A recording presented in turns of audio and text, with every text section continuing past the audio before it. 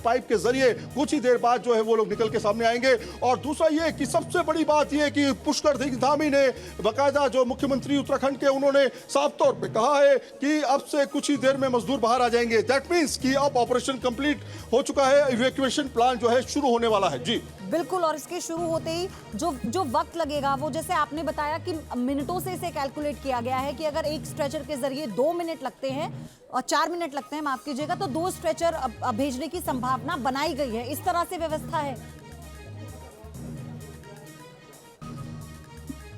बिल्कुल है, इस तरह से व्यवस्था की गई है। जैसा कि मैंने आपको स्ट्रेचर भी दिखाया, वो क्या इक्विपमेंट ले जा रहे थे, किस तरह से ले जा रहे थे, वो भी आपको दिखाया।